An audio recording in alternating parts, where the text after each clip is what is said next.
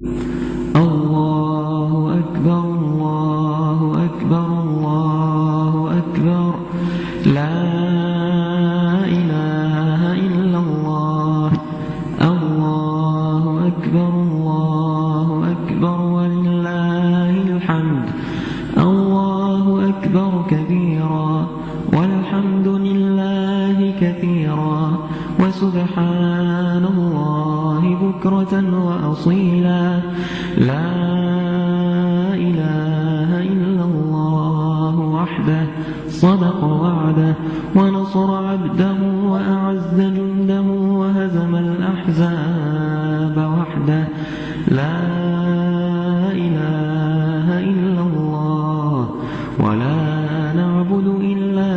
إياه مخلصين له الدين ولو كره الكافرون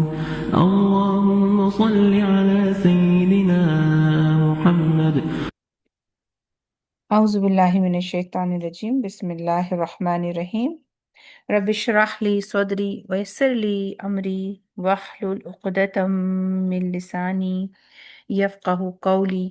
ربنا زدنا علما اللہم فقہنا فی الدین الہی آمین۔ السلام علیکم ورحمۃ اللہ وبرکاتہ۔ آپ سب لوگ امید خیریت سے ہوں گے، اللہ تعالیٰ کے امان میں ہوں گے، اور اللہ تعالیٰ کا بہت شکر احسان ہے کہ اللہ تعالیٰ نے ہمیں ایک صبح دی ہے جس میں ہم قرآن کے سیکھنے سکھانے میں مصروف ہیں۔ اللہ تعالیٰ سے دعا ہے کہ اللہ تعالیٰ ہمارے سیکھنے سکھانے کو قبول کر لے اور اپنی رضا کے لیے اس کو خالص کر لے ہماری نیتوں کو، اور اس کے نامہ اعمال میں ہمارے اس سیکھنے سکھانے کے عمل کو وزنی کر دے، باقی رہے انشاءاللہ۔ آج سورہ البقرہ ترجمہ تجوید تفسیر کورس کے ڈے 6 میں آپ سب کو ویلکم کیا جاتا ہے انشاءاللہ تعالی۔ اپنے ریمائنڈرز کو یاد رکھتے ہوئے دعا ہمیں کرتے رہنا ہے کہ اللہ تعالی ہمیں نیکی کی راہ پہ چلاتا رہے اور ہر جو ہے برائی سے صدقات بچا لیتا ہے، بلاؤں سے محفوظ رکھتا ہے۔ تو کوئی ایسی بلا ہماری زندگی میں نہ آ جائے کہ جس کی وجہ سے ہم دین کے، قرآن کے سیکھنے سکھانے، نیک اعمال، عمل صالح کرنے سے پیچھے رہ جائیں۔ تو اس لیے صدقہ و خیرات بھی کرتے رہنا چاہیے، استغفارات، کیونکہ نیکی کے کاموں میں گناہ رکاوٹ بن جاتے ہیں، اور چھوٹے موٹے جانے انجانے میں ہم سب سے گناہ ہوتے رہتے ہیں، کیونکہ انسان خطاؤں کا پتلا ہی ہے۔ تو اس لیے اپنی اس عاجزی کو سمجھتے ہوئے استغفارات کرتے رہنا چاہیے، اور صبر و شکر کے ساتھ دین اللہ تعالیٰ نے ہمیں بہترین دین دیا ہے، اور ہمارا دین اور ہمارا ایمان سلامت ہے، اس پر ہمیں بہت شکر ادا کرنا چاہیے۔ تو زندگی کے موڑ طرح طرح کے آتے ہیں، اس میں صبر کرنا بہت آسان ہو جاتا ہے۔ تو اپنے ریمائنڈرز کو یاد رکھتے ہوئے انشاءاللہ تعالیٰ ہم آج سورہ البقرہ ورس نمبر 25 اور 26 کا سب سے پہلے شیخ ایمن سوید کے ساتھ ریسائٹیشن سنیں گے، پھر اس کی تھوڑی تطبیق ہوگی، اور پھر ہمارا تجوید کا سیشن ہوگا، جو احکام التجوید کی بک ہم پڑھتے ہیں اس میں سے کچھ باتیں پڑھیں گے، پھر ترجمہ اور لفظی ترجمہ ہوگا، اور ساتھ ہی ترجمہ آپ آسان سیشن میں آپ کو کچھ ٹپس دیے جائیں گے کہ آپ کیسے ترجمہ کرنا بہتر کر سکتے ہیں اپنا، اور اس کے بعد جو ہے انشاءاللہ تعالی بریف تفسیر اور جو ہے عمل کے پوائنٹس انشاءاللہ تعالی ہم ڈسکس کریں گے۔ تو سب سے پہلے ہم چلتے ہیں ریسائٹیشن ٹائم کی طرف اپنے۔ تو آپ لوگوں نے شیخ ایمن سوید کے پیچھے ریسائٹیشن کرنی ہے، اور جو ہے متوجہ رکھنا ہے دل کو انشاءاللہ تعالی۔ اپنے مصحف کو بھی آپ کھول سکتے ہیں، کیونکہ اپنے مصحف سے پڑھنا زیادہ آسان ہوتا ہے، تاہم آپ کو مصحف جو ہے وہ شو کیا جائے گا۔ بسم اللہ الرحمن الرحیم۔ الذين آمنوا وعملوا الصالحات أن لهم جنات تجري من تحتها الأنهار كلما رزقوا منها من ثمرة رزقا قالوا هذا الذي رزقنا من قبل وأتوا به متشابها ولهم فيها أزواج مطهرة وهم فيها خالدون إن الله لا يستحيي أن يضرب مثلا ما بعوضة فما فوقها فأما الذين آمنوا فيعلمون أنه الحق من ربهم وأما الذين كفروا فيقولون ماذا أراد الله بهذا مثلا يضل به كثيرا ويهدي به كثيرا وما يضل به إلا الفاسقين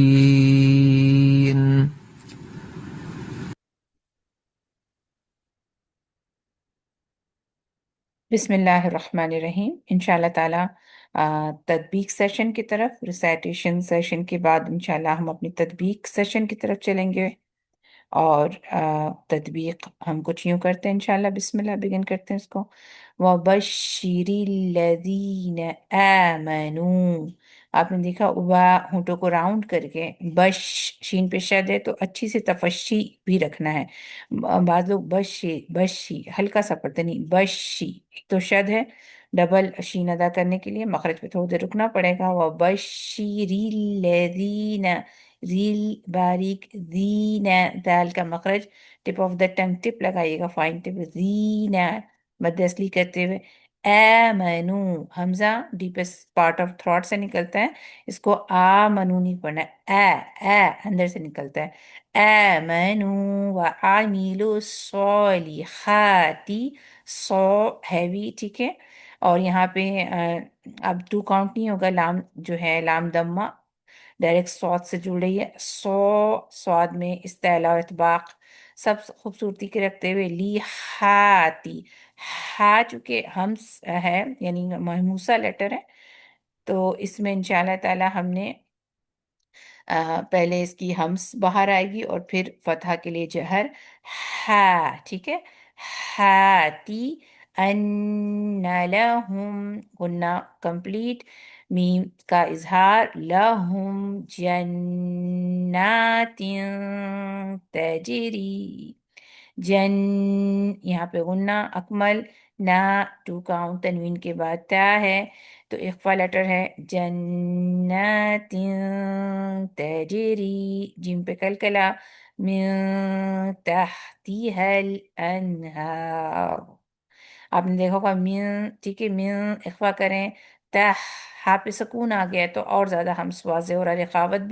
رخاوت کی وجہ سے ہمس یعنی کہ ایئر زیادہ واضح ہو جا رہی ہے. تحتها الانہار، یہاں پہ 2 دفعہ سکون آیا لام اور نون دونوں پہ، اور یہ دونوں لے نمبر کے لیٹر ہیں یعنی حروف متوسطہ ہے، تو اس میں نہ ہم نے زیادہ ٹائم دینا ہے نہ بالکل کم. اگر کم دیتے ہیں تو قلقلہ ہو جاتا ہے، زیادہ دیتے ہیں تو بلا وجہ غنہ ہوگا. جیسے لام پہ بھی اور نون پہ بھی، تو ہم نے وہ بھی نہیں کرنا، بالکل متوسطہ ٹائم دینا ہے سکون کو مخرج پہ ٹچ کرتے ہوئے. انہار، انہارو. اب انہار، آپ نے دیکھا شیخ نے بھی کو اچھا خاصا کر کے پر کیا تھا، رو کے پر دمہ ہے، سکون کی صورت میں بھی چونکہ پہلے فتح ہے ماقبل لیٹر پہ بھی، تو بھی ہم نے اس کو پر رکھنا ہے. انہار، اس کو انہار نہیں پڑھنا، ہیر لائٹ ہے. انہار، آپ نے زبان کو بورڈ بنا کے کروٹ دینا ہے، جو آپ جو ہے کنڈیشنلی ہیوی لیٹر پہ آپ کرتے ہیں. کلما، کلما رزقو، یہاں پہ رو پہ بھی شیخ کا جو ہونٹ ہے بہت اچھا گول ہوا تھا. ٹائم دیں اس کو، ڈیوریشن چاہیے اس کو تھوڑا سا، ہر حرکت اتمام حرکت کے لیے ڈیوریشن چاہیے ہوتا ہے. مد اصلی لانگنگ کرنا وہ الگ چیز ہوتی ہے، لیکن حرکت کا بھی اپنا ٹائم ہوتا ہے.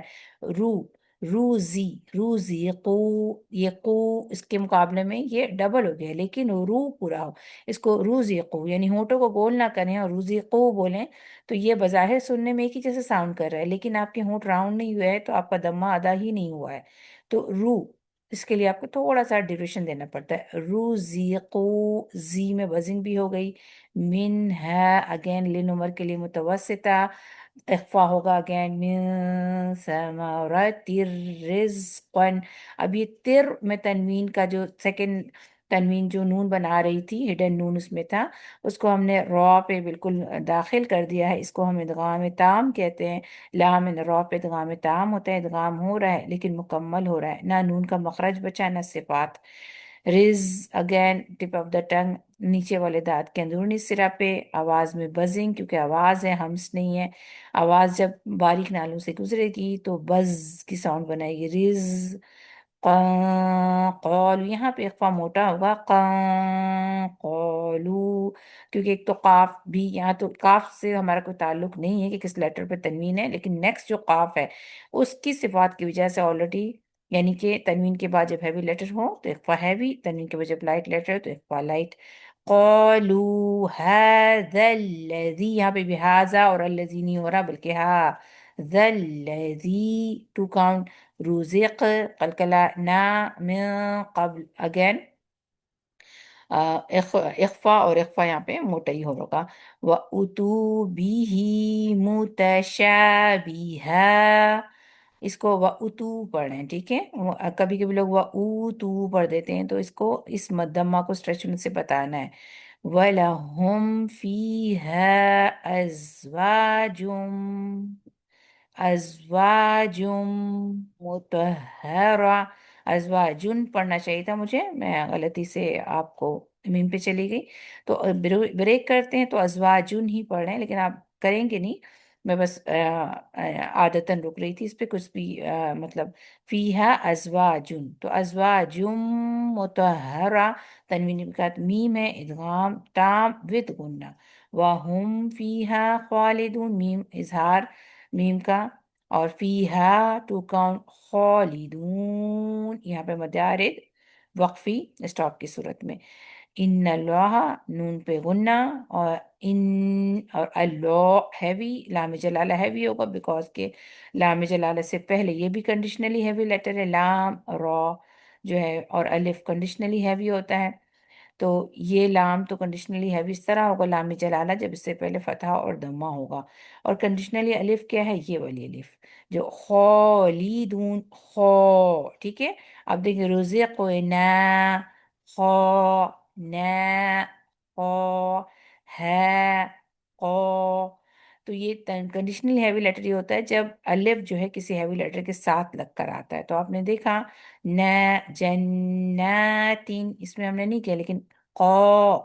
قولو، جتنی دیر الف بنتا رہے مخرج میں آپ نے ہیوی نس رکھنی ہے، تو الف لام این را، یہ تین کنڈیشنلی ہیوی لیٹر ہوتے ہیں جو حروف المستعالیہ سے مختلف ہوتے ہیں، ان کا ریزن بھی مختلف ہوتا ہے، بنانے کا انداز بھی مختلف ہوتا ہے، اسی لیے ہم دیکھ رہے ہیں خو، لو، ان لو، اور اس طرح سے رو یعنی رو، سمارو، روتین آر اے ڈبلو، رو، سماروتین، raw R A W, law L A W, ٹھیک ہے، اور باقی جو بھی لیٹر اس میں اسی طرح سے او کر کے ساؤنڈ بنا کے آپ نے ہیوی کا تاثر دینا ہوتا ہے، حروف المستعالیہ کے اندر اطباق اور اخفا کی وجہ سے موٹا ہوتا ہے، ٹھیک ہے، تو ہیوی لیٹر میں جب آتے ہیں تو وہ ایک دوسری چیز بھی ہوتی ہے، لیکن یہ الف کے ساتھ، تو لیکن باقی میں ہم نے ان لو، لو، لو، لام ہمیں پتہ ہے کہ ہمیشہ لائٹ لیٹر ہے، لیکن صرف لام جلالہ کا یہ لام جو ہوتا ہے فتح اور دمہ کی وجہ سے جو کہ پہلے آ رہے ہوتے ہیں اس کی وجہ سے ہیوی ہو جاتا ہے، جس طرح ہم یہ پڑھیں گے لا، اس کو ہم نے لو نہیں کرنا، لا، لو، یہ جو ذرا سا منہ کو راؤنڈ کر دیتے ہیں، زبان کو ڈھیلا چھوڑ دیتے ہیں، اس میں آواز میں موٹا پن آ جاتا ہے، لو، ہم نے لے زبان کو کھینچے رکھنا ہے تاکہ وہ ایک چادر کی طرح بچھی رہے، تو اس میں ہم نے سائیڈ ویز بھی منہ کو اچھا اسٹریچ دینا ہوتا ہے، لا، سائیڈ ویز اسٹریچ دینے سے آپ کا بیک آف دا ٹنگ بیٹھ جاتا ہے، یستحیی ان یضربا، این، یہاں پہ نون کے بعد چونکہ نون ساکنہ کے بعد یا ہے، ادغام ناقص اور ود غنہ ہو رہا ہے یغریب مثلم، اگین آپ کا ادغام تام ہے ود غنہ بعودت، اخفا فما فوقها فأما الذين آمنوا فيعلمون أنه الحق، اس میں خاص طور پہ میں رکی ان، آپ نے اس میں ادغام آپ نے غنہ کا اکمل کرنا الحق، جب آپ اس پہ اگر رکتے ہیں قاف پہ شد کی صورت میں تو کلکلا کا ہائیسٹ لیول ہوتا ہے، باقی کلکلا جو بالکل بیچ میں آتے ہیں جیسے تجری یہ سب سے چھوٹا لیول ہے، اور اگر اینڈ میں کلکلا کا لیٹر آ جاتا ہے سکون کی حالت میں تو وہ سیکنڈ ہے، لیکن یہ تھرڈ لیٹر ہے، اس میں آواز بے جو ڈیلیئنگ دا کلکلا جو ہوتا ہے وہ ظاہر کرتا ہے کہ آپ نے شد ادا کیا، جیسے الحق، حق، آپ مخرج پہ پہنچے تھوڑی دیر اسٹے کیا، پھر آپ نے اسٹے کی وجہ سے آواز آپ کی بند رہی مخرج میں، اور پھر آپ نے کلکلا کو ظاہر کیا الحق، ٹھیک ہے، تو یہ آپ کا کلکلا شد کے ساتھ جو ہوتا ہے ویسے ہوتا ہے، لیکن اگر جیسے حق صرف یہ ہوتا ہے قاف پہ سکون ہوتا تو ہم اس کو کہتے ہیں حق، حق، ٹھیک ہے، حق even you stopping at the end, اور بیچ میں تو سب سے لوئسٹ لیول کا کلکلا ہوتا ہے، لیکن ہوتا ضرور ہے میر ربہم، اگین ادغام تام لامن را پہ جو ہوتا ہے، اور یہ وداؤٹ کنہ، میم پہ بشاد ہو تو ہم اسٹرچ کرتے ہیں وَأَمَّا الَّذِينَ كَفَرُوا وَيَقُولُونَ ٹو کاؤنٹ ماذا ٹو کاؤنٹ اراد، را ہیوی دل راہ، دال کی فتح لائٹ ہونی چاہیے لیکن اللہ ہیوی ہوگا، ماذا اراد اللہ، دل اس کو دلہ نہیں پڑھنا اور دلہ نہیں پڑھنا، ماذا اراد اللہ بہذا، اب یہاں پہ دیکھیے مسئلہ، یہاں پہ میم آ رہا ہے یہاں پہ لام تھا، اس میں مطلب یہ ہوتا ہے لام جب اس عبارت میں بیچ میں آ جاتا ہے تو آپ نے لازمی اس کو بالکل بھی جیسے نا کہ یہاں پہ آپ نے بریک نہیں کرنا، رزقا رک کے قالو سے نہیں پڑھ سکتے، اگر رک بھی جائیں وقت کبھی کی صورت میں یعنی آپ کا سانس ٹوٹ گیا تو آپ کو پیچھے سے اعادہ کرنا ضروری ہے تاکہ آپ چلا سکیں، میم یہاں پر جو میم آ جاتا ہے اس کا مطلب ہے اس میں آپ نے رکنا لازم ہے، یہاں نہ رکنا لازم تھا، تو اپوزٹ بھی ہوتا ہے ایک دوسرے سے، یہ میم جو ہے یہ علامت جو ہوتے ہے وقف لازم کی مثال ہے، ٹھیک ہے، مثلا اس میں آپ کو رکنا لازم ہے، اس کو مثلیں آپ ایسے نہیں پڑھیں گے، یدل بہ کثیرا ویہدی بہ کثیرا، یہاں پر انشاءاللہ تعالی مد اصلی یہاں پہ پھر آج نظر نہیں آ رہا ہے کیوں، لیکن دونوں متحرکہ کے بیچ جب آپ کا ہا ہوتا ہے، ہا ضمیر ہوتی ہے تو یہ مد صلت صغرا ہی ہوتا ہے، تو ٹو کاؤنٹ ہوگا، کیسی را جواز، وقف جواز ہے، آپ کے پاس آپشن ہے، آپ چاہیں تو اس پہ رک جائیں، کثیرا لوگ رک گئے، وما یدل به الا الفاسقین، یہاں پہ صلت کبرا ہو جائے گا کیونکہ ہا ضمیر ہے اور دو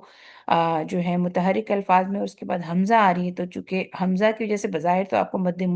متصل محسوس ہونے لگتا ہے، منفصل کی شاید مد منفصل ہے جو آپ ریگولر سمجھتے ہیں کہ کسی بھی لیٹر کے بعد حمزہ آتا ہے تو آپ اس کو اسٹریچ دیتے ہیں، لیکن یہ بیسیکلی مد یہ جو صلۃ الکبریٰ ہے، ٹھیک ہے، الا الفاسقین، یہاں پر ایک چیز اور منشن کر دوں، ہر جگہ صلی صلی تھا اور آپ نے دیکھا شیخ رک رہے تھے،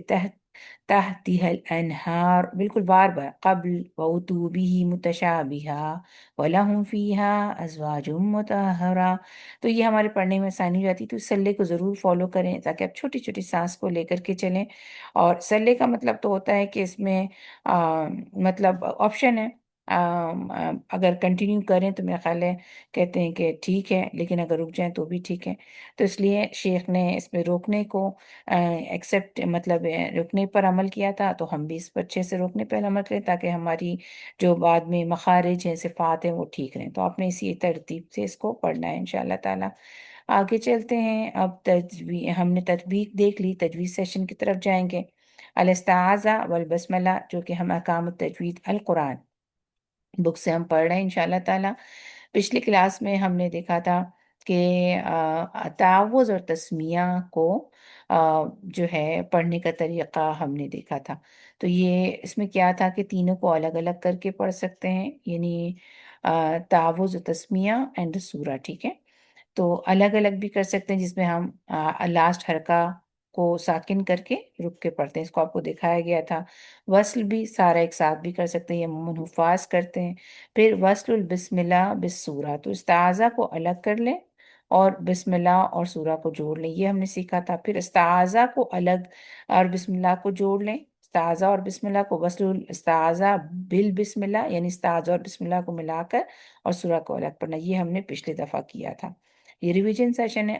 ہم دیکھتے ہیں کہ نیا ہم کیا کریں گے۔ البسملہ بین السورتین، دو صورتوں کے درمیان بسملہ، یعنی بسملہ کبھی کبھی دو صورتوں کے درمیان آتی، کیسے آتی ہیں آپ دیکھیے گا، یہ میں نے آپ کے سامنے رکھا ہے، جیسے یہ والی صورت آپ ختم کر رہے ہیں اور یہ والی سورہ آپ شروع کر رہے ہیں، یعنی پچھلی سورہ اور اگلی سورہ، اور اس کے بیچ میں بسم اللہ بھی آتی ہے، تو ہم اس کو کیسے پڑھیں گے، پہلے نوٹس میں سے دیکھتے ہیں۔ تو اس کے 4 ways to say بسم اللہ ہے، یعنی 4 طریقے ہو سکتے ہیں، اور وہ 4 طریقے کیا ہیں؟ نمبر 1 قتل کل، یعنی اس کا مطلب صاف ہو گیا، تینوں کو الگ الگ کر کے پڑھنا ہے۔ پھر ہے وصل الکل، تینوں کو ملا کر پڑھنا ہے۔ اور پھر تیسرا ہے وصل البسملہ بأول سورہ، البسملہ کو اگلی سورہ کے ساتھ ملانا، اگلی کا مطلب نیکسٹ، ٹھیک ہے، جس سورہ کو ختم کر رہے ہیں اس کے ساتھ نہیں، اگلی سورت کے ساتھ ملانا۔ اور وصل البسملہ بآخر السورہ، البسملہ کو پہلی، یعنی پہلی کا مطلب پچھلی، یہ تھوڑا سا مجھے بھی کنفیوز کرتا ہے، تو ہم نے بس ابھی پریکٹس سے دیکھیں گے تو ہمیں یاد آ جائے گا کہ بسم اللہ کو پچھلی سمجھ لیں، پچھلی صورت یعنی جو پڑھ چکے ہیں اس کے ساتھ ملا کے پڑھنا۔ تو یہ جو ہے نا ناٹ الاؤڈ ہے، تو الاؤڈ کیا ہے کہ ہم بسم اللہ کو اگلی سورہ نیکسٹ سورہ کے ساتھ ملا کے پڑھیں گے۔ تو پہلے ہم آپ کو تھوڑا سا پریکٹس کرواتے ہیں۔ اب یہ ہے کہ قتل الکل، یعنی تینوں کو الگ الگ پڑھنا اور تینوں کو ملا کر پڑھنا، یہ آسان ہے، تو میں آپ کو پہلے کر کے دکھاتی ہوں، پھر ہم آتے ہیں۔ اچھا، یہ ہم اس سے دیکھتے ہیں انشاءاللہ۔ جی، یعنی قتل میں کیا ہو گیا، اگر آپ تینوں کو الگ الگ کریں تو کیسے کریں؟ جیسے کہ بہت سمپل ہے، فَجَعَلَهُمْ كَعَصْفٍ مَأْكُولٍ، آپ نے تنوین کو ہٹا دیا، ساکن دیا، بسم اللہ الرحمن الرحیم، آپ نے پھر ساکن حرکہ کو فالو کیا، نائس بریتھ لی، لِإِيلَافِ قُرَيْشٍ، یہ مطلب ہو گیا کہ آپ نے تینوں کو الگ الگ کر کے کیا۔ پھر آپ تینوں کو ملا کے بھی کر سکتے ہیں، ملا کے کرنے کی صورت میں جیسے ہم نے کہا تھا کہ ہم لاسٹ حرکہ کو فالو کریں گے۔ یہاں پر میں نے آپ کے پاس ایک مثال رکھی ہے جس میں لاسٹ حرکہ میں تنوین آ رہا ہے اور نیکسٹ میں جب بسم اللہ میں با ہے، تو اس صورت میں تنوین اور با کے بعد جو رول ہوتا ہے وہ بھی فالو ہوتا ہے، جیسے فَجَعَلَهُمْ كَعَصْفٍ مَأْكُولٍ بسم اللہ الرحمن الرحیم لإیلاف قریش، سوری میری سانس بالکل ختم ہو گئی، تو میں اس کو پھر سے کر کے دکھاتی ہوں نائس برتھ کے ساتھ۔ فَجَعَلَهُمْ كَعَصْفٍ مَأْكُولٍ بسم اللہ الرحمن الرحیم لإیلاف قریش، ٹھیک ہے، تو یہ ہم نے لاسٹ حرکہ اس کو فالو کیا اور ہم نے احکام بھی دیکھا۔ اب میں اس کو آپ تھوڑا سا اور آسان کر کے دکھاتی ہوں، اس میں بھی دیکھیے تنوین خوفن، تو خوفن بسم اللہ الرحمن الرحیم ارائیت الذی یکذب بالدین، یہاں پر نہیں ہے، جو رول تو میں دکھا دیتی ہوں کہ کتنا آسان بھی ہے۔ هو الابتر، یعنی یہاں سے چلتے ہیں، ان شأنیک هو الابتر بسم اللہ الرحمن الرحیم قل یا، ٹھیک ہے، تو اب تیرو بس صرف آپ نے لاسٹ حرکہ پڑھی۔ تو یہ ہم نے تینوں کو الگ الگ کر کے پڑھنے کا طریقہ ہم نے دیکھا کہ ہم تینوں کو الگ الگ کر کے اور تینوں کو ملا کر پڑھنے کا۔ اب یہ ہے بسملہ کو اگلی صورت کے ساتھ ملانا، اور جو ناٹ الاؤڈ ہے بسم اللہ کو پچھلی صورت کے ساتھ، تو جہاں تک وہ طریقہ جو جائز نہیں ہے وصل البسملہ بالسورہ، یعنی last one is not allowed ہے، تو اس میں ہم نے کیا کیا یہاں پر ہے، ٹھیک ہے، یعنی کہ بسم اللہ الرحمن الرحیم قل یا ایھا الکافرون، ایسے تو آپ کر سکتے ہیں، لیکن جب آپ اوپر سے آتے ہیں ان شانیک هو الابتر بسم اللہ الرحمن الرحیم قل یا ایھا الکافرون، یہاں پہ آپ نے سانس لیا تو پھر ایسا محسوس ہوتا ہے کہ یہ جو آیت ہے بسم اللہ اسی سورہ کا حصہ ہے، تو بہرحال علماء نے اس پہ ہمیں کہا ہے کہ ہم نے یہ نہیں کرنا، ہم یہ تو کر سکتے ہیں کہ جیسے آپ دیکھتے ہیں ان شانیک هو الابتر، یہاں پہ آپ نے سانس لے لی، اب آپ نئی سورہ شروع کریں، بسم اللہ الرحمن الرحیم قل یا ایھا الکافرون لا اعبد ما تعبدون يصعدون، تو آپ ایسا کر سکتے ہیں، لیکن جو ہم نے کہا کہ لاسٹ والی صورت کو ہم نے اس طرح نہیں کرنا. تو انشاءاللہ ایک اس میں ناٹ الاؤڈ بھی ہے، اس کو آپ نظر میں رکھتے ہوئے آپ کئی طریقوں سے 4 ویز ٹو بسملہ بٹوین سور آپ کہیں گے، آپ 4 ویز بھی کہہ رہے ہیں، پھر کہہ رہے ہیں لاسٹ ون نہیں کرنا. علماء نے اسی طرح سے اس کی تصدیق کی ہے کہ کئی صورتیں نکل سکتی ہیں، 4 صورتیں نکلتی ہیں، کہتے ہیں چوتھا والا الاؤڈ نہیں ہے تو مت پڑھیں، بس آپ نے زیادہ سے زیادہ تینوں کو الگ، تینوں کو ملا کر، یا پھر بسم اللہ کو پچھلی صورت سے ملا کر کے پڑھ لیں، جو پچھلے بسم اللہ کو جو ہے نا نیکسٹ والی صورت سے ملا کر کے پڑھیں. ٹھیک ہے انشاءاللہ آگے ہم چلتے ہیں ورڈ بائی ورڈ ٹرانسلیشن کی طرف اور بریف تفسیر کی طرف. تو انشاءاللہ تعالیٰ آج ہماری 2 آیتیں ہیں، لیکن تفسیر کے لحاظ سے بات بہت کچھ سیکھنے والی ہیں، اس لیے ہم نے آیتوں کا تناسب یہی رکھا ہے. پہلے تو ہم ترجمہ دیکھیں گے، پھر ہم ترجمہ کا بھی ایک آسان سیشن ہے وہ بھی سیکھیں گے، پھر ہم تفہیم پہ جائیں گے. ٹھیک ہے. وبشر الذین، اور خوشخبری دے دیجئے، الذین انہیں جو آمنو ایمان لائے، وعملو اور انہوں نے عمل کی. یہاں پہ واو الف جو ہے جمع کی نشانی، اس لیے انہوں نے آیا. الصالحات نیک، انا بے شک، لہم ان کے لیے جنات باغات ہیں. یہاں پہ الصالحات بھی جمع ہے، جنات بھی جمع ہے. الصالحہ ہتن یعنی کہ تائے مربوطہ کے ساتھ ہوگا، اور جنتن یہ بھی اس طرح سے ہوتا ہے، جنات جو ہے جنہ اس صورت میں تجری بہتی ہیں. یہاں پر تا آپ دیکھیں گے اس میں تم معنی نہیں ہے. سم ٹائمز ہم نے بتایا تھا کہ فعل سے پہلے جو تا آتی ہے وہ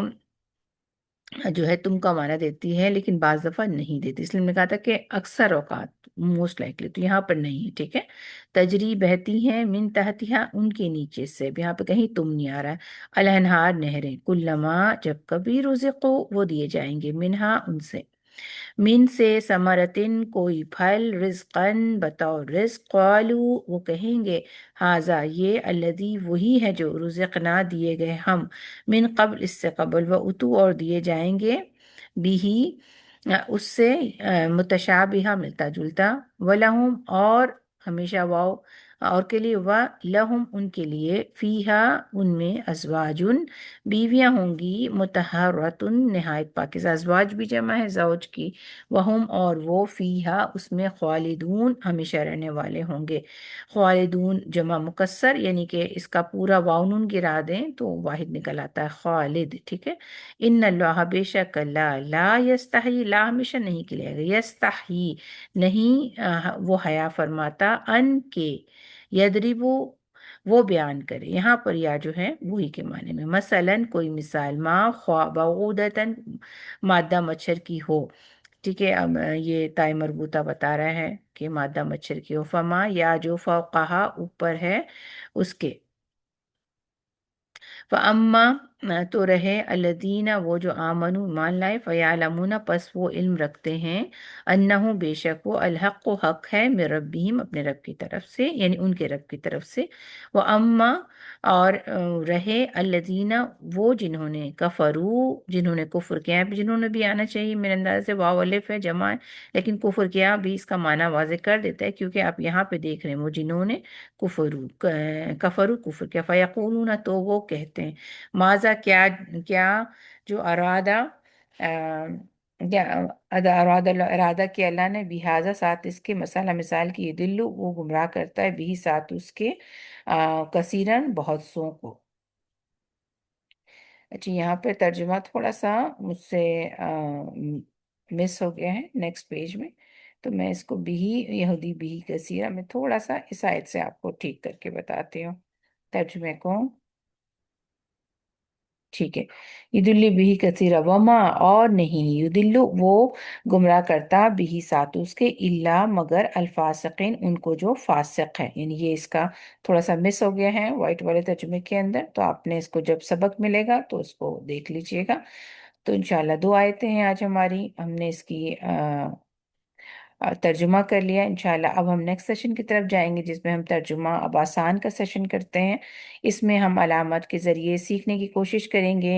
زیادہ تر ایسا ہوتا ہے کہ معنی بنتا ہے، یعنی جب یہ چاروں علامتیں یا تا حمزہ نون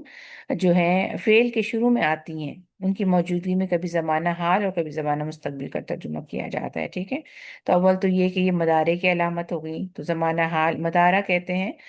فیوچر اور پریزنٹ ٹینس کا ایک کمبینیشن ہی ہوتا ہے عربی میں، اس کو ہم مضارع کہہ دیتے ہیں۔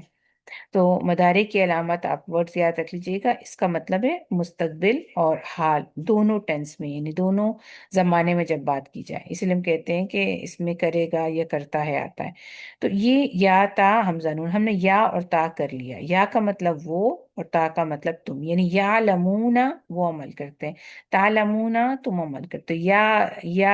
یا لمو وہ جانتا ہے، تا لمو تم جانتے ہو، یعنی واحد اور جمع دونوں میں آپ کو ہوتا ہے۔ آج ہم حمزہ کو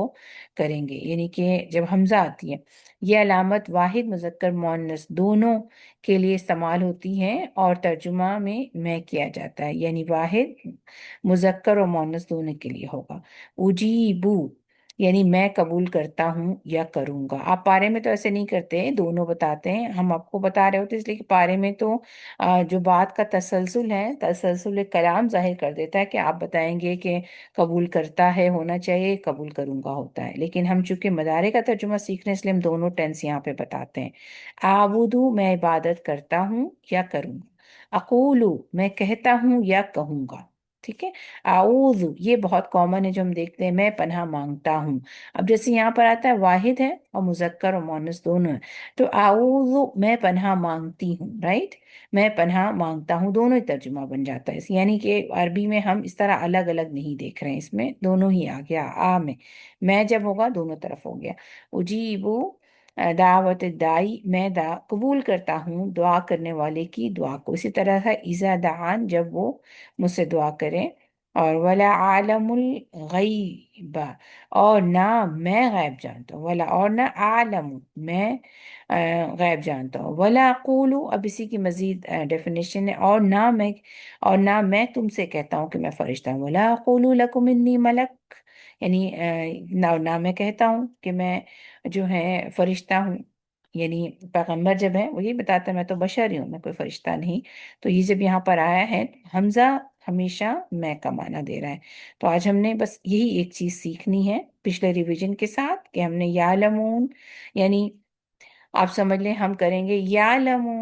تعلمو اور عالم، ٹھیک ہے؟ میں جانتا ہوں، ٹھیک ہے؟ تو انشاءاللہ اب ہم یہاں سے آیت کی تھوڑا سا ترجمہ دیکھیں گے اور تھوڑی سی بریف تفسیر۔ ترجمہ سب سے پہلے بسم اللہ، اور وبشر الذین آمنوا وعملوا الصالحات ان لهم جنات تجری من تحتها الانہار، اور خوشخبری دے دو ان لوگوں کو جو ایمان لائے اور جنہوں نے نیک کام کیے، اس بات کی کہ ان کے لیے ایسے باغ ہوں گے جن کے نیچے نہریں جاری ہوں گی، جب بھی ان کو ان باغوں میں سے کوئی پھل کھانے کو ملے گا تو وہ کہیں گے یہ وہی ہے جو اس سے پہلے ہم کو دیا گیا تھا، اور ملے گا ان کو ایک دوسرے سے ملتا جلتا، اور ان کے لیے وہاں پاکیزہ جوڑے ہوں گے اور اس میں ہمیشہ رہیں گے۔ 26 آیت، اللہ اس سے نہیں شرماتا کہ بیان کرے مثال مچھر کی یا اس سے بھی کسی چھوٹی چیز کی، پھر جو ایمان والے ہیں وہ جانتے ہیں کہ وہ حق ہے ان کے رب کی جانب سے، اور جو منکر ہیں وہ کہیں گے اس مثال کو بیان کر کے اللہ نے کیا جو ہے مراد ہے۔ اللہ اس کے ذریعے بہت سے لوگوں کو گمراہ کرتا ہے اور بہت سے لوگوں کو اس سے راہ دکھا دیتا ہے، اور وہ گمراہ کرتا ہے ان لوگوں کو جو کہ فاسق ہوں۔ تو اس میں پچھلی آیت میں ہم نے ایک بات دیکھی تھی کہ اللہ کی وحدانیت کا، یعنی یا ایھا الناس اعبدوا ربکم الذی خلقکم، یہاں سے جب بات ہوئی تھی تو ہمیں بتایا گیا تھا کہ قرآن اللہ تعالیٰ کی وحدانیت سامنے رکھی گئی اور قرآن کو ثابت کیا گیا، اور قرآن چونکہ نبی صلی اللہ علیہ وسلم پر نازل ہوا تھا لہٰذا رسالت بھی ثابت ہو گئی، نہیں گویا جو لا الہ الا اللہ اور محمد رسول اللہ کا اقرار کرے گا تو ہے وہی جنت کی نعمتوں میں ہوگا، اور جو اس کا انکار کر دے گا وہی جہنم والے میں ہوگا۔ تو آیت کے یہاں سے اگلے حصے میں وبشر الذین، کیونکہ پچھلی دفعہ کہا تھا کہ اور تم ہرگز ایسا تم اگر نہ کر سکو تو جان لو کہ وقودہ الناس والحجارہ کے جو ہے وہ آیت انشاءاللہ تعالیٰ میں دیکھ کے بتاتی ہوں کہ ہاں یعنی 24 میں کیا کہا گیا تھا کہ تم قرآن جیسی کوئی آیت اگر لے آتے تو لے آؤ، اگر نہیں لا سکتے ہو تو بچو اس آگ سے جس کا ایندھن انسان اور پتھر ہے، جو کافروں کی تیار کی گئی ہے۔ کوئی امراد یہ تھا کہ پیش کیا جا رہا ہے قرآن کو حق کے طور پر، کہا جا رہا ہے کہ قرآن کو مان لو، نبی صلی اللہ علیہ وسلم کی رسالت کو مان لو۔ اگر تم چیلنج کرنا چاہتے ہو، نہیں مان رہے ہو، تو چلو ایسا کرو، کوئی مثال ایسی بنا کر لاؤ، اور اگر جب تم نہیں بنا سکتے ہو تو پھر کیا بات ہوئی؟ پھر اس کا مطلب یہ ہے کہ تم اس سے انکار کر رہے ہو۔ تو جو بھی قرآن کو اب نہیں مانے گا، اس کے لیے کہا جا رہا ہے کہ آگ سے بچو جس کا ایندھن انسان ہے، کہ پھر تم آگ سے کیسے بچ سکو گی قرآن سے انکار کرتے ہو تو۔ آیت کے اس حصے میں جو کہ پیچھے سے کنٹینیوٹی بھی ہے، کہ جو قرآن پر ایمان لائے گا اس کو خوشخبری دی جا رہی ہے، وہ بشر الذین، ٹھیک ہے، لیکن ساتھ ساتھ اور مزید وضاحت بھی ہو رہی ہے۔ اور مزید وضاحت کیا ہے کہ وہ بشر الذین آمنوا وعملوا الصالحات۔ تو قرآن پر ایمان لانا پھر کیسا ہونا چاہیے؟ کہ صرف یہ نہیں کہ یہاں قرآن ایک کتاب ہے جو کہ محمد صلی اللہ علیہ وسلم پر نازل ہوئی تھی اور بالکل سچ ہے،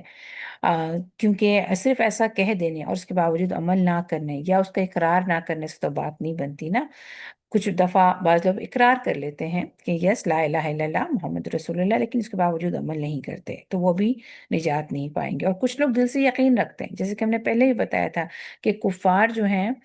وہ نبی صلی اللہ علیہ وسلم کو حق مانتے تھے، صادق و امین مانتے تھے۔ ہو ہی نہیں سکتا تھا کہ نبی صلی اللہ علیہ وسلم نے جو زندگی بھر جھوٹ نہیں بولا، آپ کو تو اپنے معاملات میں ثالثی کا کردار کے لیے بلایا جاتا تھا، ثالث بنایا جاتا تھا، یعنی نبی صلی اللہ علیہ وسلم سے ان جھگڑوں کے بیچ فیصلہ کروایا جاتا تھا۔ وہ ان کی پرسنالٹی 40 سال کی جو نبوت سے پہلے کی تھی بہت اسٹرانگ تھی، لہٰذا ان کے بارے میں شک یہ نہیں جا سکتا تھا کہ یہ خود سے باتیں کر رہے ہیں، تو جو ان پر کلام نازل ہوا وہ سچا ہے۔ تو جو ہے اس لیے کافر جو ہے یہ سمجھتے تھے، باوجود اس کو وہ ماننا نہیں چاہتے تھے، مانتے نہیں تھے، یعنی حق کو حق سمجھ کر کے نہیں مانتے ہیں لوگ، اور اس کی وجہ یہ ہوتی ہے کہ وہ اپنے جو طریقہ زندگی ہوتا ہے جس پر کہ وہ اپنی 40 50 30 60 70 80 کی زندگی گزار چکے ہوتے ہیں اسی پہ رہنا چاہتے ہیں، یعنی جس کے اوپر جس وقت دین سامنے آتا ہے تو وہ اپنی پہلی لائف جس طرح گزارا تو اس کو چینج نہیں کرنا چاہتا ہے، حق کو حق مانتا ہے لیکن چینج نہیں کرتا ہے۔ تو جو ہے یہاں سے ہمارے پاس جو بات، یعنی کہ قرآن پر صرف قرآن کو مان لینا کافی نہیں ہے، عمل بھی کرنا ہوگا، یہ ہمارا سمجھنے کا پوائنٹ ہے، ٹھیک ہے؟ کیونکہ بہت سے ایسے کفار ہیں جن کو میں بھی جانتی ہوں کہ کہتے ہیں کہ جن نے قرآن بھی حق ہے، نبی صلی اللہ علیہ وسلم بھی آخری نبی ہے، لیکن میں جو ہوں اسی ملت پہ رہوں گا۔ یہ ایک عیسائی کا قول تھا جو کہ خود بذات خود مجھ سے جس نے اقرار کیا تھا جب ہم بی ایڈ کر رہے تھے کسی جگہ پہ، کہ سچی ہے، حق ہے، لیکن میں اسی پہ رہنا چاہتا ہوں جس ملت میں میں پیدا ہوا ہوں، اور اسی پہ میں مرنا چاہتا ہوں۔ تو یہی کفار کے ساتھ ہوتا ہے، چاہے وہ جو ہے اعتقادی کفر ہو یا صرف زبانی ہو۔ یعنی یہ جو شخص جو کہ عیسائی ہے جس کا میں نے ذکر کیا، وہ تو اعتقادی بھی ہے، وہ اپنے ملت میں رہنا چاہتے، لیکن ہمارے یہاں کے لوگ بھی جو ہیں وہ قرآن پر اگر عمل نہیں کرتے ہیں تو وہ عمل سے انکار ہی کرتے ہیں۔ تو قرآن پر عمل لانا کیسا ہونا چاہیے؟ قرآن پر ایمان لانا کیسا ہونا چاہیے؟ کہ ایمان کے ساتھ عمل بھی ہونا چاہیے۔ تو عمل صالح یہاں پہ وہ بشر الذین آمنوا، کس کو خوشخبری دی جا رہی ہے؟ ٹھیک ہے، جو ایمان لا کر نیک عمل کرتے ہیں۔ تو ہم دیکھتے ہیں کہ عمل صالح کیا ہوتا ہے۔ عمل صالح یا نیک عمل وہ جو درست عقیدے، ایمان کے ساتھ اور خالص نیت سے، یعنی اللہ تعالیٰ ایک ہے اور نبی صلی اللہ علیہ وسلم اللہ کے رسول ہیں، اور نبی صلی اللہ علیہ وسلم کے ذریعے اللہ تعالیٰ نے ہمیں اپنے عبادت کے طریقے سکھائے ہیں، اور یہ عبادت کے طریقے ہمیں انہی سے لینے ہیں، کسی دوسرے سے نہیں لینے ہیں۔ تو یہ ہے درست عقیدہ، یعنی ایمان اللہ پر اور اس کے رسول پر، اس کی کتاب پر اور رسول کے لائے ہوئے طریقے پر، یعنی سنت رسول اللہ کے مطابق جب انسان نیک عمل کرتا ہے تو پھر وہی عمل جو ہے وہ نیک ہوتا ہے۔ ویسے تو بہت سارے اچھے عمل ہو سکتے ہیں، جیسے کفار کے بہت سے نیک عمل ہوتے ہیں، خیرات کے کام ہوتے ہیں، لیکن وہ کیوں قبول نہیں ہوتے؟ اس میں سب سے پہلی شرط یہ بھی آ جاتی ہے کہ ان کا تو ایمان ہی نہیں ہوتا آخرت پر، اور دوسرے کی نیت بھی خالص ہونی چاہیے، آخرت پر اجر چاہنے کے لیے بھی کام کرنا چاہیے۔ ہم دیکھیں گے کہ بہت سے کام جو ریا کے ساتھ ہوتے ہیں، دنیا دکھاوے کے لیے ہوتے ہیں، اللہ کو خاص راضی کرنے کے لیے نہیں ہوتے ہیں، اور تو پھر وہ بھی ضائع ہو جاتے ہیں۔ تو سب سے پہلے ہمیں جاننے کی ضرورت ہے کہ عمل صالح کیا ہوتا ہے۔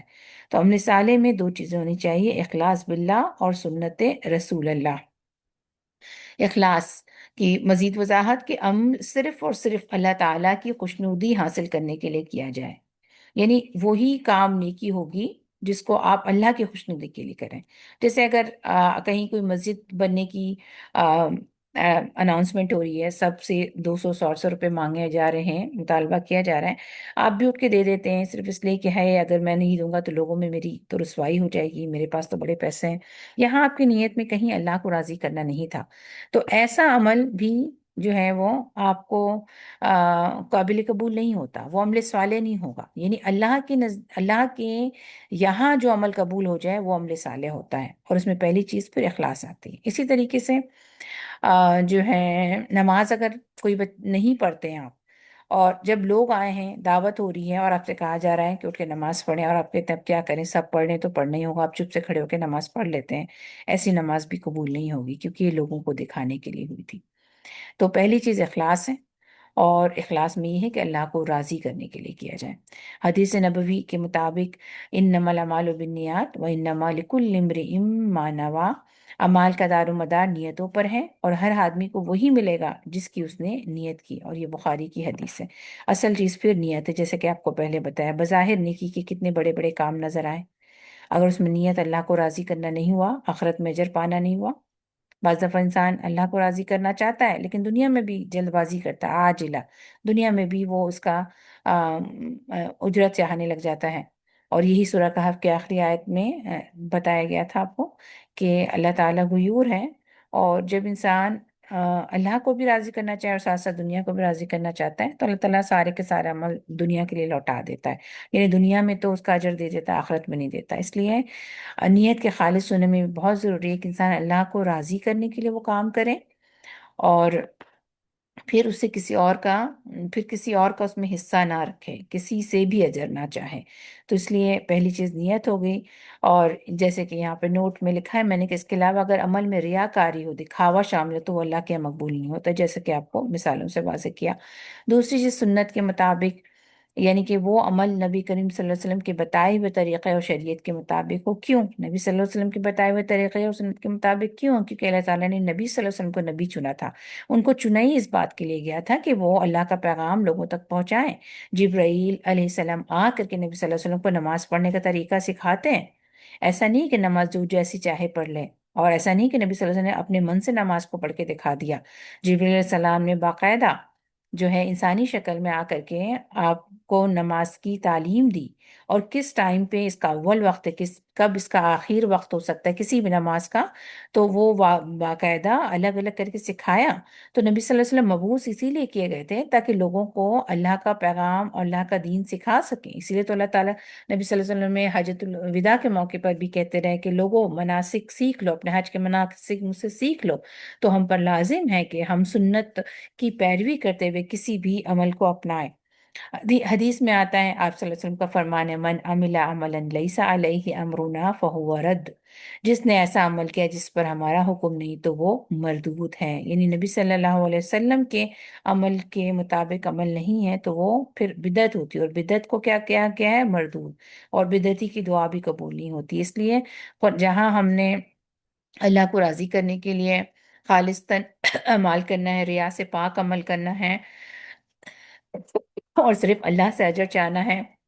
اور آخرت میں اجر چاہنا ہے، دنیا میں اجر چاہنا نہیں ہے. البتہ یہ کہ اللہ تعالیٰ دنیا کا جو بھی فضل خود دیتا ہے اس پر انسان اللہ کا شکر ادا کرتا رہتا ہے، لیکن دنیا میں صرف دنیا کی نیت سے نہیں کرتا. اسی طرح سے دین کو نبی صلی اللہ علیہ وسلم سے سیکھنا ہے، کسی بھی علماء اور رہبار سے نہیں سیکھنا. کیونکہ قرآن کے کہیں جگہ پر آتا ہے عیسائیوں کے بارے میں کہ انہوں نے اپنے علماء اور رہبار کو جو ہے وہ رب بنا لیا تھا. کہا کیسے رب بنایا؟ کہا فرمایا کہ آپ کی تعلیم یعنی انجیل میں جو باتیں لکھی ہیں اس کو تو نہیں مانتے ہو، لیکن آپ کے جو علماء کہہ رہے ہیں اس کو بہت مانتے ہو. ہمارے یہاں بھی یہی ہوتا ہے، اپنے اپنے اماموں کی بات مانی جاتی، لیکن اگر آپ دیکھیں تو کیا اصل میں قرآن میں ایسا حکم تھا؟ یا صحیح سنت جو کہ ہمارا ایمان ہے کہ بخاری اور مسلم کے میں جو کچھ درج ہیں وہ سنت میں کافی تحقیق کی بات ہے، اور اس کو امت کو لینا ہے. تو بہرحال بدعت سے بچنا ہے، دین کو بھی پھر سیکھنے کی ضرورت ہوتی ہے، تبھی عمل صالح ہوتا ہے. دیگر اعمال صالح احادیث کی روشنی میں اور کیا ہو سکتی ہیں؟ جیسے میں نے کہا کہ عقیدہ پہلے درست ہو، اخلاص اللہ کے لیے ہو، اور پھر وہ نبی صلی اللہ علیہ وسلم کی سنت کے مطابق ہو تو وہ اعمال صالح ہوتے ہیں۔ حدیث سے پتہ چلتا ہے کہ کچھ اعمال کو جیسے اعمال تو سارے ہی، یعنی کہ اگر جس میں نیت اچھی ہے اور سنت کے مطابق وہ تو ہیں عمل صالح، لیکن پھر کچھ اعمالوں میں بھی کچھ عمل کو خاص اہمیت دی گئی ہے، حدیث میں واضح کیا گیا ہمارے لیے کہ بہترین اعمال کون سے ہو سکتے ہیں۔ نبی اکرم صلی اللہ علیہ وسلم نے مختلف مواقع پر بہترین اور پسندیدہ اعمال کی نشاندہی فرمائی، کہا الصلاۃ علی وقتہا وبر الوالدین، یعنی الصلاۃ یعنی کہ نماز اپنے وقت پر پڑھنا بہترین عمل میں سے ہے۔ اور نماز کے بارے میں آتا ہے نا کہ اعمال میں سب سے پہلے نماز جو ہے وہ پہلے سوال جو ہوگا قیامت کے دن وہ نماز کا ہوگا۔ وبر الوالدین، اور والدین کے ساتھ نیکی کرنا۔ تو سب سے افضل عمل وقت پر نماز پڑھنا اور والدین کے ساتھ حسن سلوک کرنا ہے۔ تو یہ ہمارے عمل کے پوائنٹس میں سے ہیں کہ ہم نے جہاں اللہ کو راضی کو اپنی نیت خالص کرنی ہے، نیت خالص کرنے کے لیے ہم انٹینشنز بنانی ہے، جہاں ہم نے عمل کے لیے، عبادات کے لیے طریقے سیکھنے، وہیں پر ہم نے جو طریقہ سیکھ لیا تو اس کو صحیح وقت پر بھی کرنا ہے، نماز اپنے وقت پر پڑھنا ہے اور والدین کے ساتھ حسن سلوک کرنا ہے۔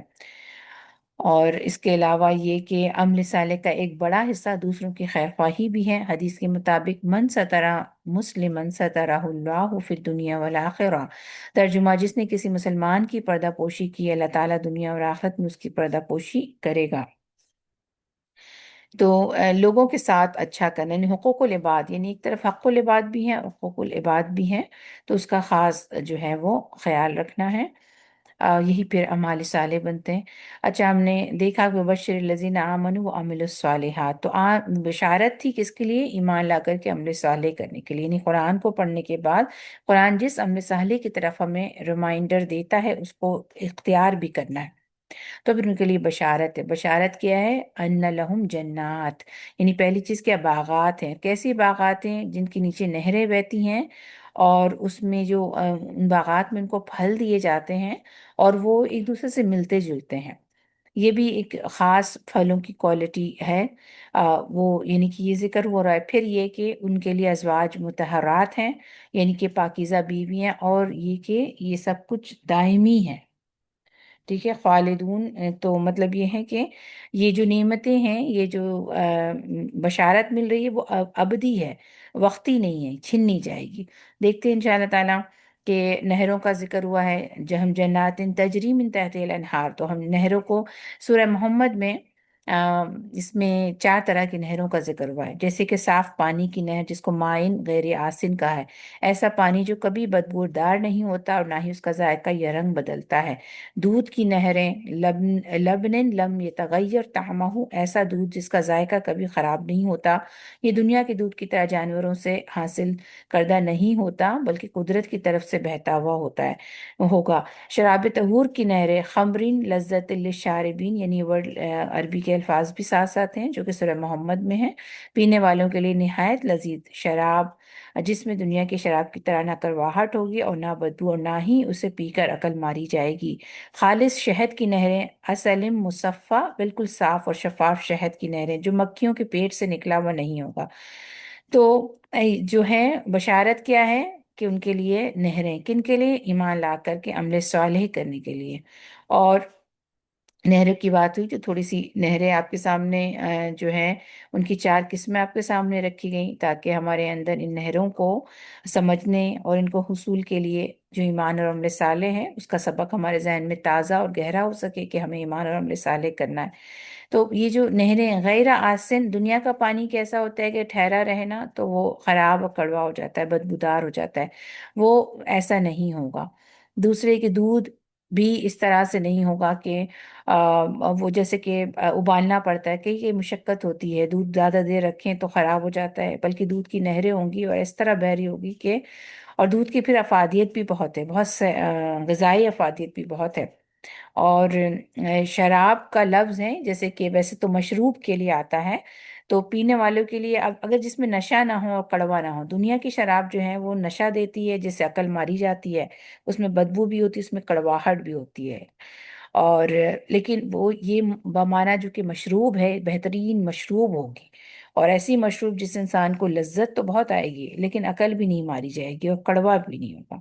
شہد ہے تو اگر شہد کی نہریں ہیں تو اس میں جیسے اب دنیا میں تو مکھیوں کا جو پر وغیرہ بھی آ جاتے ہیں، اور شہد کی پھر اپنی بڑی افادیت ہے اور میٹھا ہے اور اس سے بہت لذیذ ہوتا ہے۔ تو یہ نہریں جو ہیں ایمان لا کے عمل صالح کرنے والوں کے لیے ہی ہوں گی۔ حدیث کے مطابق جنت کی ان نہروں سے پینے والے کو کبھی دوبارہ پیاس محسوس نہیں ہوگی اور نہ ہی اسے کوئی جسمانی تکلیف لاحق ہوگی۔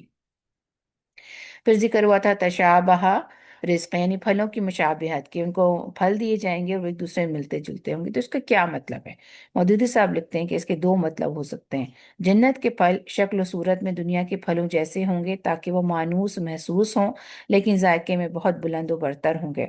یا پھر جب انہیں دوبارہ وہی پھل پیش کیے جائیں گے تو وہ شکل میں ویسے ہی ہوں گے، مگر ہر بار ان کا ذائقہ نیا اور پہلے سے بہتر ہوگا۔ تو یہ ہمارا اندازہ ہے کہ اگر کہا جا رہا ہے کہ پھل جو ہے ایک دوسرے سے مشابہ ہوں گے تو اس سے کیا مراد ہو سکتی ہے؟ اصل حقیقت اللہ تعالیٰ ہی جانتا ہے کہ ان کو جب دیا جائے گا تو وہ کیوں اس میں کیا مشابہت محسوس کریں گے۔ بہت ممکن ہے کہ جیسے دنیا میں بہت سے پھل دیے گئے ہیں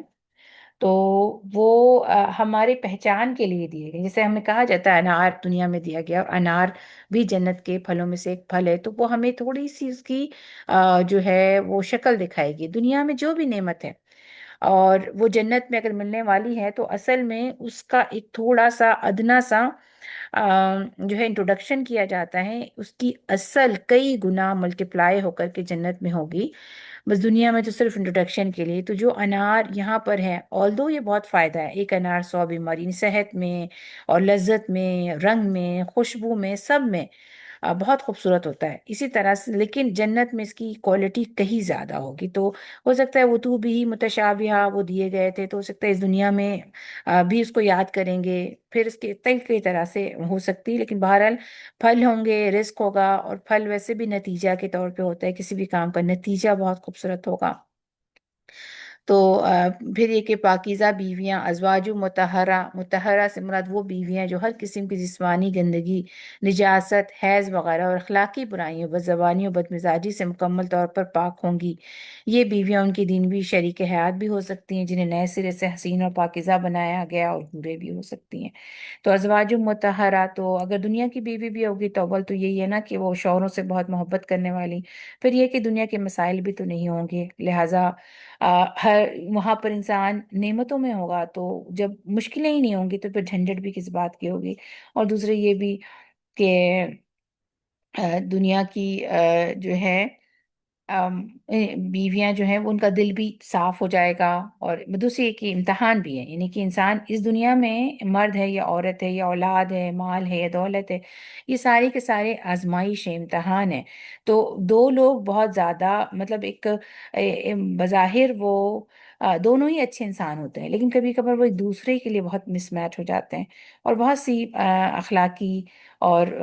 خرابیاں ہوتی ہیں جو ہو جاتی ہیں اور وقتی بھی ہوتی ہیں۔ ہم نے تم میں سے بعض کو بعض کے لیے فتنہ بنایا، کیا تم صبر کرو گے؟ تو انسان انسانوں کے لیے آزمائش ہے، لیکن جنت میں یہی بیویاں جو ہیں ان کو نہ صرف جسمانی طور پر کہ جیسے کہ نہ پسینہ ہوگا، نہ حیض آئے گا، نہ کہیں سے بدبو ہوگی، نہ کھانے پکانے کے فکر میں گندگی اور بدبو یا کسی طرح کا نا، اور نہ ہی اخلاقی کوئی برائی ہوگی، جو ہے جنت میں یہ ان تمام چیزوں سے پاک ہوں گی۔ اور پھر جنت کے اپنے درجے بھی ہیں، السابقون ہیں، دائیں ہاتھ والے ہیں، کہ حوریں کس کو ملیں گی اور کس کو جنت ہی کی دنیا کی بیویوں کو ہی باقرا بنا کر کے پیش کیا جائے گا۔ یہ سب جنت کی نعمتیں ہیں، البتہ یہ کہ یہ آپ آگے انشاءاللہ پڑھیں گے کہ جب آپ سورہ واقعہ اور سورہ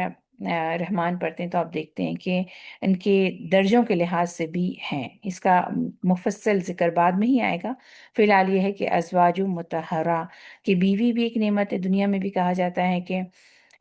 جو نیک بیوی ہے وہ بہت بڑی نعمت، کہتے ہیں کہ دنیا کی بہترین نعمت ہے، جس کو یہ مل گئی کہ شکر کرنے والا دل اور ذکر کرنے والی زبان اور نیک بیوی مل جائے دنیا کی بہت بڑی نعمتوں میں سے ہے۔ تو یہ پہچان کرایا جا رہا ہے۔ اور ویسے بھی آدم کو جب بنایا تھا تو حوا کو بھی اللہ تعالیٰ نے زوج بنا کے پیش کیا، تو انسان ایک دوسرے سے مل کر مکمل ہوتا ہے، مرد و عورت، تو وہاں پر بھی نعمتوں کی صورت میں ہوں گی۔ ہمیش کی یعنی خلود ہے، یعنی ایک اور نعمت بھی ہے، یعنی کہ یہ نعمتیں عارضی نہیں ہیں۔ دنیا کی نعمتوں کے ساتھ زوال کا خوف لگا رہتا ہے، لیکن جنت میں نہ نعمتیں ختم ہوں گی اور نہ ہی انسان کو وہاں سے نکالا جائے گا، اور نہ ہی ان نعمتوں کا سوال ہوگا۔ یہاں پر کیا ہے، یومئذن عن النعیم، کہ دنیا کی جو بھی نعمتیں ملی ہیں نا، ان کو انسان کو استعمال برتنا ہے، لیکن یہ کیسے برت رہا ہے ان نعمتوں کو، اس کا سوال ہوگا۔ اگر مال بھی بہت زیادہ ہے تو کیا اس کو اللہ کی مرضی کے مطابق استعمال کیا، یہاں تک کہ وہ تو مال و دولت تو ہم سبھی جانتے ہیں، اولاد کیسے تربیت کی، یہاں تک کہ انسان کے سننے کی سینس، دیکھنے کی سینس، دیکھا کیا، سنا کیا، سوچا کیا، دل، آنکھ، کان، ناک، سب سے سوال ہوگا۔ تو دنیا کی میں اللہ نے نعمتیں تو دی ہیں، ہمیں بہت اچھی لگتی ہیں نعمتیں۔ زُيِّنَ لِلنَّاسِ حُبُّ الشَّهَوَاتِ مِنَ النِّسَاءِ وَالْبَنِينَ وَالْقَنَاطِيرِ الْمُقَنطَرَةِ، سورہ آل عمران کی ایک آیت ہے کہ جس میں مزین کر دیا گیا انسانوں کو یہ ساری چیزیں بڑی پسند ہیں، گھوڑے ہوں، بیویاں ہیں، مال ہے، دولت ہے، انسان اس کو نعمتوں کی طرح لیتا ہے، لیکن ان نعمتوں کا سوال ہوگا۔ لیکن اصل چیز کیا ہے کہ جنت میں جو نعمتیں ہوں گی ان کے سوال نہیں ہوگا، اور پھر جنت میں ہمیش کی ہے یہ نعمتیں، ہمیشہ رہیں گی، دائمی ہوں گی، جیسے کہ اللہ تعالیٰ اور اللہ کی رضا خود ایک بہت بڑی نعمت ہے، کیونکہ یہاں نعمتوں کا غلط استعمال کرنے سے اللہ کی ناراضگی مول سکتا ہے، جہنم میں جا سکتا ہے، لیکن جنت میں جو نعمت ہوگی اس میں سب سے بڑی اللہ کی رضا ہوگی۔ ایک تو جنت میں ویسے بھی جب جنتی اپنی نعمتوں سے محظوظ ہو رہے ہوں گے تو اللہ تعالیٰ فرمائے گا کہ اے میرے بندو کیا تم خوش ہو؟ سب کہیں گے یا اللہ اتنی نعمتیں ہیں، کیسے کوئی خوش نہیں ہو سکتا ہے، نعمتیں ہی نعمتیں ہیں۔ اللہ تعالیٰ کہتے ہیں کچھ اور چاہیے، تو سب یہی سوچیں گے کہ اتنا کچھ ہے اب کیا ہے، یعنی ذہن میں ہی نہیں آئے گا۔ تو اللہ تعالیٰ پھر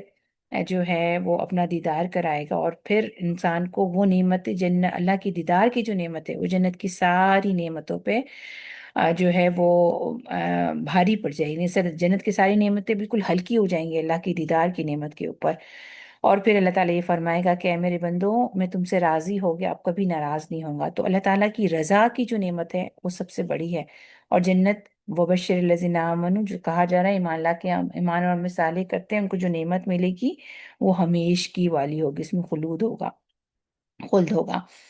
آیت نمبر 27، جیسے کہ ہم نے مچھر کی مثال اس میں پڑھی تھی، اس کے شان نزول کے حوالے سے حضرت ابن عباس سے مروی ہیں کہ جب اللہ تعالیٰ نے منافقین کے لیے دو مثالیں بیان فرمائیں، یعنی ایک آگ کی اور دوسری بارش کی، تو منافقین نے اعتراض کیا کہ اللہ اس قسم کی حقیر مثالیں بیان کرنے سے پاک ہے۔ اس پر یہ آیت نازل ہوئی، ان اللہ لا یستحی ان یضرب مثلا ما بعوضہ، یعنی کہ اللہ تعالیٰ تو چلو تم کہہ رہے ہو آگ اور بارش، یا پھر ایک اور جگہ آتا ہے مکڑی کی یا مکھی کی مثالیں ہوئی، تو کہ یہ قرآن ہے آپ لا رہے ہیں، نبی صلی اللہ علیہ وسلم سے کہتے ہیں کہ آپ اوپر سے آسمان سے باتیں لا رہے ہیں، تو یہ چھوٹی چھوٹی باتیں کیوں کر رہے ہیں، یعنی مثالوں پر بھی مذاق اڑاتے یا اس کو شک کرتے۔ تو منافقین نے اعتراض کیا تھا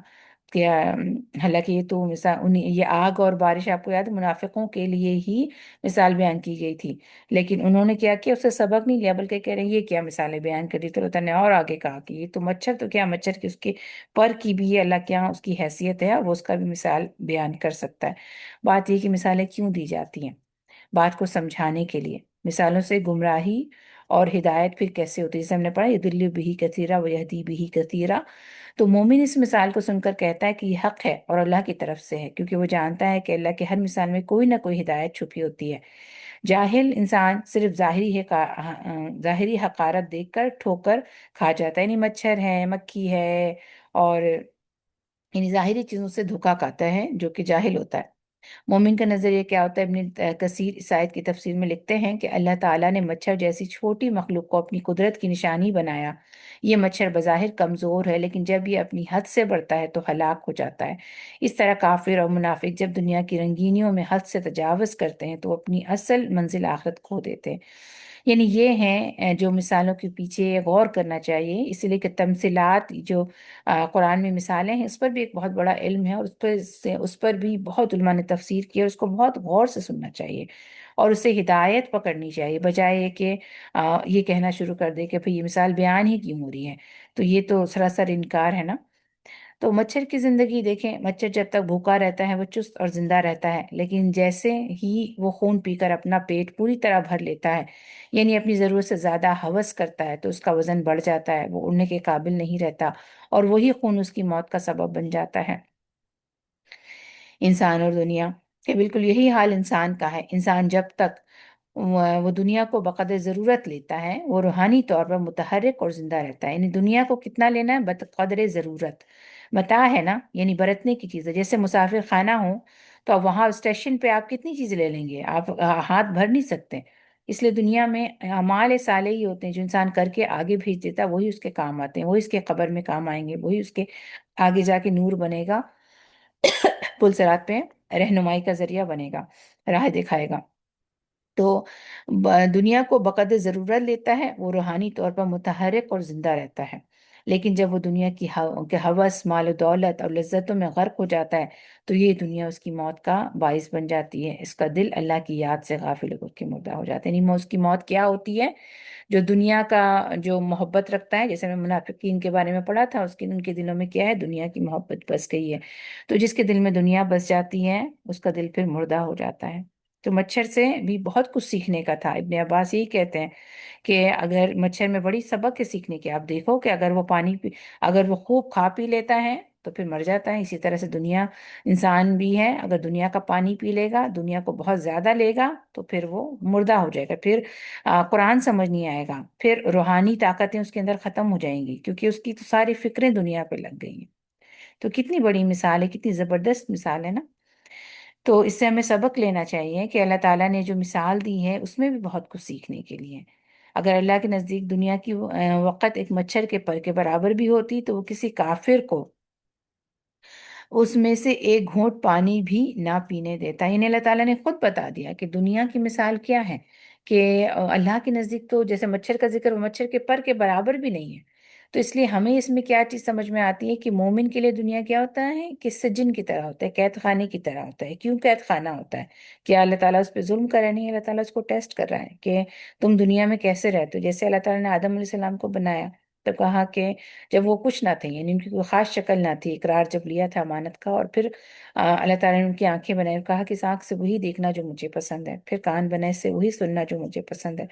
جس سے وہی بولنا جو مجھے پسند ہے۔ تو یہ قید ہی ہوئی نا کہ اس میں انسان کو دیکھنے کی اتنی چیزیں، لیکن آپ جو ہے وہی چیز دیکھیں گے جو اللہ کو پسند ہے۔ یعنی آپ پارک میں جاتے ہیں تو یہاں پر بہت سی چائنیز لڑکیاں ملتی ہیں جو چھوٹے چھوٹے کپڑے پہنے ہوئے ہوتے ہیں، یا ٹی وی کی اسکرین آپ کے سامنے آتی ہے تو بہت سے لوگ جو ہے سطر کھولے ہوئے ہوتے ہیں۔ اب آپ نے اس کو نہیں دیکھنا ہے، یہ قید خانہ ہی ہوا نا۔ تو دنیا کی حیثیت اللہ کے نزدیک پچھر کے پر کے برابر بھی نہیں ہے، لہٰذا یہاں قید خانے کی طرح سے انسان اگر رہ بھی جائے گا تو اس کو کیا ہے کہ آخرت میں بہت کچھ ملنے والا ہے۔ تو ہم نے دنیا کو بڑی چیز نہیں سمجھنا۔ آج کی ہماری دو آیتیں تھیں، اور ایک میں تو ہمیں بشارت ملی کہ جو بھی قرآن پر ایمان لا کر کے عمل صالح کرتا ہے تو اس کو کیسی جنت ملے گی، کیسی باغات مل رہی ہے، اور ایک میں ہمیں یہ بات پتہ چل رہی ہے کہ ہم نے دنیا کو اپنا ہم اور غم نہیں بنانا، اور بلکہ دنیا کو صرف متاع سمجھنا ہے اور اس سے آخرت کا فائدہ اٹھانا ہے انشاءاللہ تعالی۔ یہیں تک آج کا ہمارا لیسن ہے۔ جزاکم اللہ خیرا کثیرا، سبحانک اللہم و بحمدک، نشہد ان لا الہ الا انت، نستغفرک و نتوب الیک۔ السلام علیکم ورحمۃ اللہ وبرکاتہ۔ اللهم صل على محمد وعلى آل محمد كما صليت على إبراهيم وعلى آل إبراهيم إنك حميد مجيد۔